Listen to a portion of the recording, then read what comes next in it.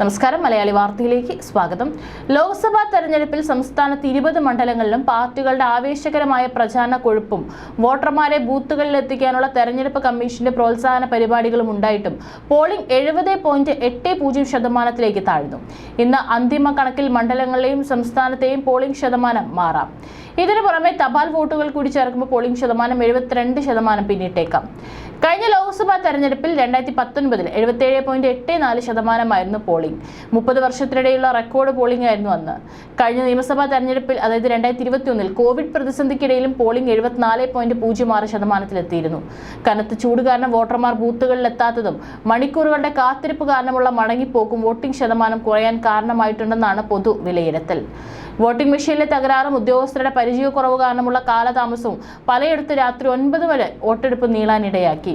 തിരുവനന്തപുരം, വടകര മണ്ഡലങ്ങളിലെ ഒട്ടേറെ ബൂത്തുകളിൽ വോട്ട് ചെയ്യാൻ പതിവിൽ കൂടുതൽ സമയമെടുത്തെന്ന പരാതിയുമുണ്ട്. വോട്ടർമാർ ഒഴുകിയെത്തിയതോടെ ലോക്സഭാ തെരഞ്ഞെടുപ്പിൽ കോഴിക്കോട് ജില്ലയിൽ ആവേശകരമായ പോളിംഗ് നടന്നു.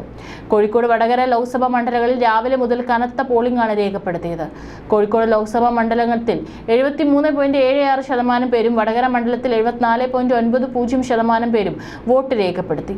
2019 ലോക്സഭാ തെരഞ്ഞെടുപ്പിൽ കോഴിക്കോട് 81.47%, വടകരയിൽ 82.48% പോളിംഗ്. ജില്ലയിൽ കാര്യമായ അക്രമ സംഭവങ്ങളൊന്നും റിപ്പോർട്ട് ചെയ്തിട്ടില്ല. രാത്രി വൈകിയും വോട്ടർമാരുടെ നീണ്ട നിരയായിരുന്നു ബൂത്തുകളിൽ.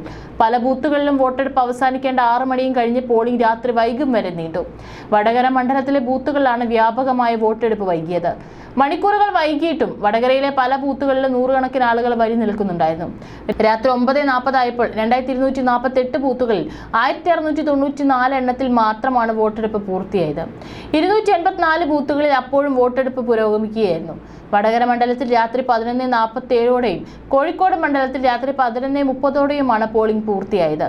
പലയിടങ്ങളിലും യന്ത്ര തകരാർ കാരണം പോളിംഗ് തുടങ്ങാൻ വൈകിയതും ഉദ്യോഗസ്ഥരുടെ പരിചയക്കുറവും മെല്ലെപ്പോക്കിന് കാരണമായി. വടകര മണ്ഡലത്തിൽ ഓപ്പൺ വോട്ട് ചെയ്യിക്കുന്നതുമായി ബന്ധപ്പെട്ട് വ്യാപക പരാതികൾ ഉയർന്നതും പോളിംഗ് വൈകിച്ചു. പോളിംഗ് വൈകിപ്പിച്ചതിന് പിന്നിൽ വൻ ഗൂഢാലോചനയുണ്ടെന്ന് UDF ആരോപിച്ചു.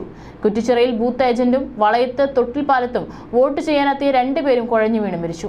കുറ്റിച്ചിറ GVHSSലെ LDF ബൂത്ത് ഏജന്റ് ഹലുവ ബസാറിന് സമീപം കുഞ്ഞിത്താൻ മാളിയേക്കൽ അനീസ് അഹമ്മദ് ആണ് മരിച്ചത്. രാവിലെ 9ഓടെയാണ് സംഭവം. വളയം ചെറുമോത്ത് കുന്നുമ്മൽ മാമി, തോട്ടിൻപാലം നാഗമ്പാറ ബൂത്തിൽ വോട്ട് ചെയ്യാൻ നിന്ന കാവിലുംപാറ ആശ്വാസിലെ കല്ലുംപുറത്ത് ബിനീഷ് എന്നിവരാണ് മരിച്ച മറ്റ് 2 പേർ. കോഴിക്കോട് ജില്ലയിൽ 74.05% പേർ വോട്ട് ചെയ്തു. ആകെയുള്ള 26,54,327 വോട്ടർമാരിൽ 19,65,643 പേരാണ് വെള്ളിയാഴ്ച വോട്ട് രേഖപ്പെടുത്തിയത്. സ്ത്രീകളിൽ 76.01%, പുരുഷന്മാരിൽ 71.95%, ട്രാൻസ്ജെൻഡർ വിഭാഗത്തിൽ 25% വോട്ട് ചെയ്തു. നിയമസഭാ മണ്ഡലതലത്തിൽ കൂടുതൽ പേർ വോട്ട് ചെയ്തത് കുന്നമംഗലത്തും, അതായത് 76.28%. കുറവ് വോട്ട് കോഴിക്കോട് നോർത്തിലുമാണ്, 70.26%.